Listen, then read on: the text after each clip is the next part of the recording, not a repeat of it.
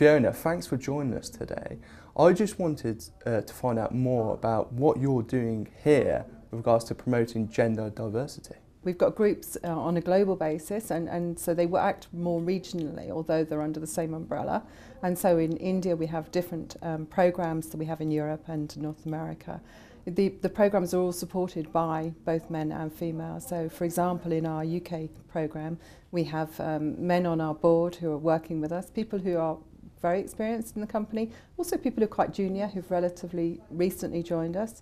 So we've got graduates who are working with us as well, both male and female, which gives us a great age diversity as well in terms of the programme. And it gives us an aptitude to do things on a social network basis rather than just on email, for example, or meeting up irregularly. So they're very enthusiastic, they drive the programme as well. So there's two things I'm picking up there, which is culture and global mobility.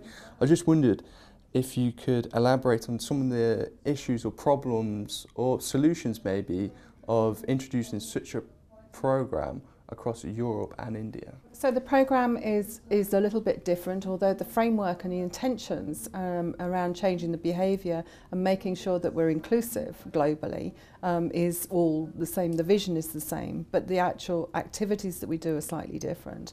The maturity in the markets are different. So in Europe, the maturity around attraction of diversity into the markets is much more acceptable. There are policies and procedures in the countries which are absolutely support what we're doing. In India, those things don't exist. So the very basics have had to change in India. So working flexibly, women in business, women having time off for maternity leave and extending that to make sure that they have time with their families. Flexible working arrangements is a big thing globally, and that applies to all the regions. In North America, there's quotas, so we have to adhere to those as well. So there's a little bit of a mix, but the intention globally is to get more women, more diversity and acceptance in the company. And with regards to culture, technology, like engineering, like a lot of STEM subjects, seems to be a male-dominated industry typically. What can firms do, what can government do, and what can normal people do to help shift that away from that male-orientated focus? So I think there's a lot of things that we can all do. From a company side, we need to encourage people to come into the industry, to go into the STEM education. So from a company perspective, we're working very closely with a number of organisations. So we're working with some job boards externally that focus on getting women into the organisation. From getting people promoting the STEM activities, we're working with schools as well. So we've recently joined an organisation that we're partnering with, and we're sponsoring for teachers. They recruit graduates to go in to be teachers and in underprivileged areas. So we're sponsoring for teachers. And we're also going to do guest lectures in the schools. So it starts from right down with the education of children. We need to promote more people to go into the industry, and then we need that pipeline to grow. And we need to change the behaviours internally to make sure that we can get people out there and focused on the social responsibility externally as well as internally in the organisation. So not only promoting people to get advanced in Cognizant, but also externally in the environment. And you've mentioned education. I know the Business Secretary has outlined a so-called skill shortage among other business bodies like the CBI. How dangerous is that for firms like yours and technology industry in general? I think each firm that's looking to develop in an IT environment, which we all are because that's the way that we're all going in the digital age, we need to be looking at the future supply of talent. So we need to be building that, and we need to be supporting external priorities like the STEM education, like getting women into business. We need to be supporting that now and not waiting for that shortage. I think the CBI has quoted that there's going to be about 900,000 job shortage by 2020. And so we've all got to make the efforts now to get people into that, to get people qualified in the right skills.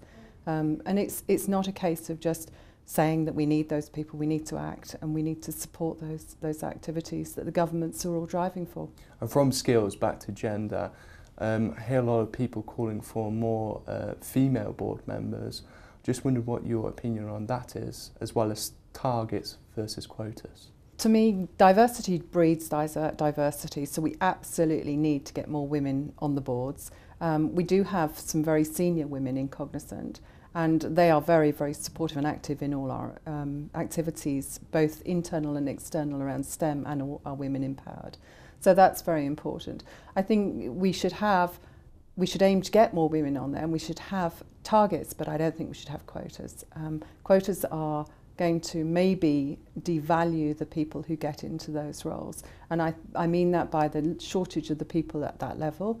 So then people who may not have the skill sets may be put in to meet those quotas. So targets I think are good, and I think we should aim for that. And I think all companies should do that.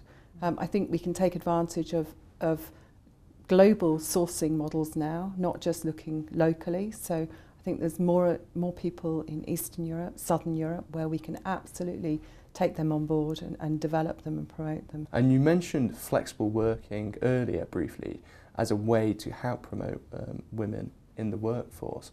I just wondered if you think there are any other initiatives or employee benefits which you think are important to helping women in the workforce, particularly in technology? I think in technology there's a lot of different areas that we can change the policies and the benefits. So the benefits are more about the flexible leave, working with a family, the work-life balance. And so working flexible hours, maybe working from home remotely, encouraging people to come back to work after they've had children, because that's where we see a lot of people drop out of the workforce. And it's very important. We've got talent that we've trained who are really excellent, but actually they need a flexible arrangement for while the children are young perhaps. So looking at those different areas, so policies that support women and working and their work-life balance. I think that the UK has moved one step further with the parental leave, which is now, men can now take that up. So on the policy side, I think we've got some support from the policies and procedures we've got here.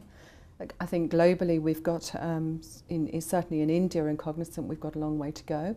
We've done a lot. We've increased maternity cover. We've looked at different ways of bringing people back into work and flexible working arrangements, which is superb, and it's really made a difference, and it's retained a lot of people. But we need to go the next step further.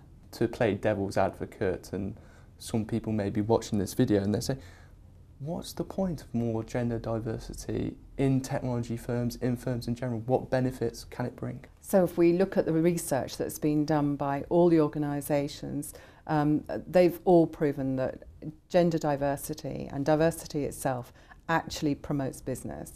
We need people with all different ways of thinking, of contribution into process, ideas, to make sure that we've got the innovation to succeed.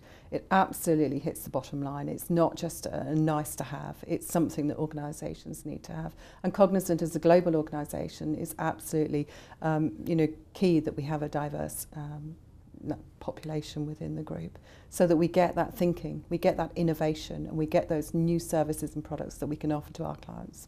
Great. Thanks very much for your time. Okay.